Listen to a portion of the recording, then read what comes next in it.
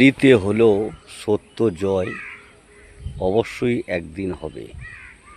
সব সময় সত্য কথা বলবেন, মিথ্যা ব্যবহার করবেন না, হালাল রুজি খাবেন, আর কাউকে কষ্ট দেবেন না।